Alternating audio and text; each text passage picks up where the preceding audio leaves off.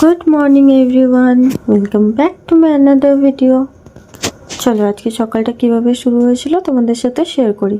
সকালে গেছিলাম মায়ের সাথে হাট। তোমরা সকলেই জানো আমি দুর্গাপুরের ছোট্ট একটা জায়গা ফুলঝড়ে থাকি, আর ফুলঝড়েই আমার বাড়ি, তার সাথে আমার খাবারের হোটেল। তো এই খাবারের হোটেলের জন্য সকাল সকাল সবজি বাজার করতে গেছিলাম, আর টুকটাক কিছু নেওয়ার ছিল।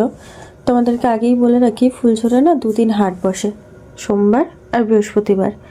আর সকালবেলাতে বেশিরভাগই যাওয়া হয় না, কারণ সকালে দামটা একটু চড়া থাকে। কিন্তু আমরা সকালে যাই শুধুমাত্র মাছ আর টুকটাক সবজি আনতে। মাছটা সকালবেলাতে গেলে ভীষণ পাওয়া যায়, যদিও ভিডিওটা নেওয়া হয়নি। তবে আজকে নিয়ে এসেছিলাম বাটা মাছ। দেখতেই পাচ্ছ মায়ের হাট বাজার করার কিছু ভিডিও। আচ্ছা, এখানে না এই লাল আলুটা দেখতে পেয়েছিলাম। তোমরা কারা কারা খেয়েছো আমায় জানিও তো। তারপর রেডি হয়ে বেরিয়ে পড়েছিলাম ডিউটির জন্য। হ্যাঁ, রোজকার মতো আজকেও সিগন্যালে দাঁড়িয়ে, ওটা তো ম্যান্ডেটারি। তারপর ডিউটি গিয়ে দেখা হয়েছিল ওর সাথে। তোমরা সবাই ওকে চেনো, ও বাবুসোনা। আর এও যা পরিমাণ খুনসুটি করতে ভালোবাসে আমার সাথে, তোমাদেরকে আর কি বলবো। আমাকে দেখতে পেলেই হচ্ছে, তাহলেই মাতুনি শুরু।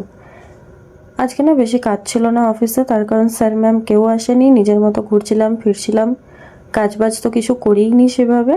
একটু লেখালেখি কমপ্লিট করে রিটার্ন করে বাড়ি এসেছিলাম। বাড়ি এসে খাওয়া দাওয়া করে শুয়ে পড়েছিলাম। তারপর মা সন্ধ্যাবেলা দেখছি নিজেই রেডি হয়ে চিকেন ম্যারিনেট করে রেখেছিল চিকেন পকোড়া বানাবে বলে। তো আমাকে বলছিল যে তুই একটু ভিডিও করে নে, আমি কিভাবে বানাচ্ছি দেখা সবাইকে। তো পুরো রেসিপি তো নেওয়া হয়নি, কিন্তু একটু একটু ছোট ছোট ক্লিপ নিয়েছি। তবে বলে রাখি, মা ললিপপটা বানিয়েছিল, বিভৎস সুন্দর খেতে ছিল এবং খুব সুন্দর স্মেল বেরোচ্ছিল ওটা থেকে। আমি সত্যিই ভাবিনি যে এত সুন্দর বাড়িতে চিকেন ললিপপ মা বানাতে পারবে বলে। যাই হোক, অসাধারণ হয়েছিল খেতে। এরপর বেরিয়েছিলাম বন্ধুবান্ধবরা মিলে ঘুরতে। ঘুরতে বলতে একটু চা খেতে বেরিয়েছিলাম। চা খাওয়া কমপ্লিট করে এসেছিলাম কাবাব খেতে। দেখো, চিকেন পছন্দ করে না এরকম কোনো মানুষ নেই। আর এই দোকানটার চিকেনটা না আমার খুব ফেভারিট। আর দোকানটাতে ভীষণ সুন্দর চিকেন বানাই। এটা হচ্ছে আমাদের দুর্গাপুরের ফুড কোর্ট, হস্টেল অ্যাভিনিউও বলা চলে, জুম স্কুলের অপোজিটে। তোমরা কারা কারা এখান থেকে খেয়েছো আমাকে জানিও। তারপর দেখা হয়েছিল ওর সাথে, উনি যথারীতি হাতে পায়ে পড়ছিলেন।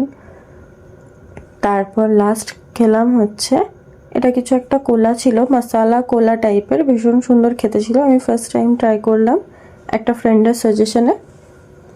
তারপর ওটা খেয়ে দিয়ে বাড়ি রিটার্ন করে চলে এলাম।